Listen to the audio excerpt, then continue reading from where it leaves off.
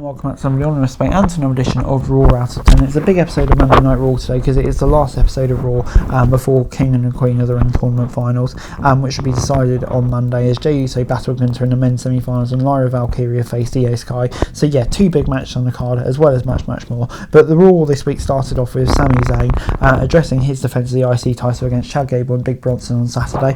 Gable interrupted, berated his Alpha Academy lackeys and advertised the match between the Olympian and the IC champion that got underway. Zayn and Gable had unsurprisingly back and forth match since Cesaro and Dupree teased interference when you think better of it. After they were tossed from ringside by their leader, and emotionally tore notice, stayed loyal to his long-term partner, blasting Zayn with a clothesline and allowing Gable to score the tainted victory. It will come time where Otis is saying he has enough of Gable and turns face and becoming a popular babyface, but the slow build is definitely working at the moment. Given the talent involved, the stories at play, it'd be intriguing to see how the meshes, how the stars mesh here. But I thought, it's a perfectly decent first match. Kind of knew what we were going to get in a way. It's exactly how it transpired. It wasn't bad, but yeah, just waiting for the big turn. 6 out of 10. Before it's time for Bron Breakker, who kicked off Raw with pent-up anger after being left out of the King of the Ring tournament. His opponent, Kyle Dixon, was the unfortunate recipient, and Breakker destroyed Dixon with a spear and added another on the arena floor. When the ref called it off, the former champ took the beating to the next level, delivering a third spear, placing Dixon headfirst in the ring steps and blasting him with a steel chair. The execution was interesting, and it appeared Breakker was a heel, but the crowd still love him from, I guess, the Wolfdog days. It'll be interesting to see over the past month how that catches on. But yeah, an intriguing time for Breakker at the moment. And yeah, no doubt about it, he looked like a killer here. 6 out of 10. Before it's time for Lyra Valkyria against Io Sky. And Valkyria gets to the finals. This match was extraordinary. It's a hard-fought affair that saw Sky dominate for the first half, only for Valkyria to fight her way back. Counters, reversals and near falls distanced the second half, culminating with the babyface evading over the moonsault and catching her from the Nightwing from their come from behind victory. Triple H and the creative team have done a fantastic job introducing Lyra and making her feel like a bigger threat in the women's division without over-pushing it. It feels natural, and her ring skills are those of someone who can conceivably beat anybody.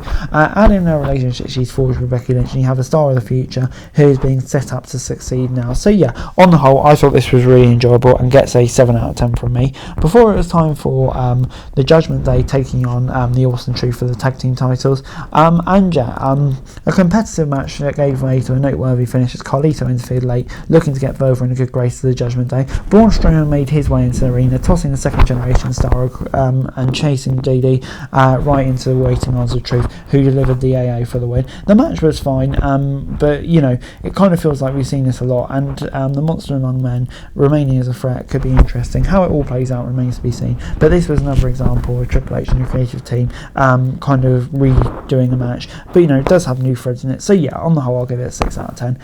But ahead of the Saturday's Women's World Championship match, match between Becky Lynch and Liv Morgan, the man hit the ring for a promo. She put over the upcoming showdown, but was quickly interrupted by Liv. Liv hurled assaults and accusations at Lynch, including that she only cares about herself, before appearing to accept a challenge for a fight right there and then. Instead, she backed down, dawning heat and telling her to cry about it.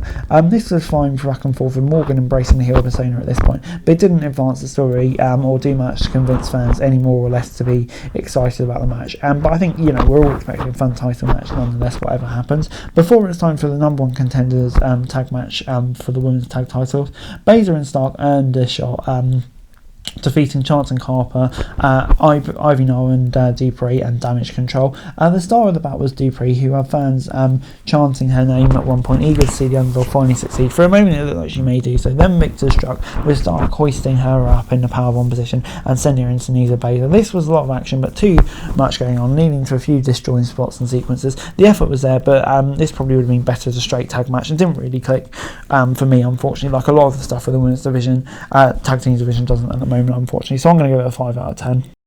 We then saw Gunther take on Jey Uso in the semi-final. Gunther's headed to King of the Ring finals, defeating Jey Uso. The ring general balanced Uso with a barrage of chops, strikes and power moves that drove the fight away from the popular babyface. Uso fought back and appeared to have momentum on his side more than once, but Gunther, as he has throughout his main roster run, proved the ability to cut him down with a single chop. Ultimately, Uso failed to capitalise on his last gasp attempt to put his opponent right away, thanks to damage done to his right arm throughout the match, and found himself choked out in a closing second. seconds of the show. This was a great match. That's the second between the two in the year. Guns threw everything he had at Uso, who proved already until he couldn't take anymore. The ring general choked him out and faced no other option in his arsenal. It worked setting a showdown with either Orton or Tonga, two competitors he's never worked with, and I think that'll be a really fun match whoever we get. So yeah, I thought this was a really good match. Made Gunther like an absolute killer. It's a shame he so he needs to get a big win at some point, but I still thought it was really good. 7 out of 10. Overall, Raw gets a 6 out of 10 from me this week. I thought, it was a pretty decent show this week. The King of the Ring tournament finals were great. The action outside of it, maybe didn't get enough of that to warrant a high grade, but I thought the King of the Ring stuff was great as per usual. And yeah, I have to say, there's lots of very intriguing matches on the tape this weekend. Hey guys, that's it for this video. Thanks very much for watching. Remember to like, share, subscribe, follow us on our socials, link in the description below for daily wrestling news, meme and content. Subscribe to our other channels on screen right now, that'd be greatly appreciated. Thanks very much for watching. Peace out.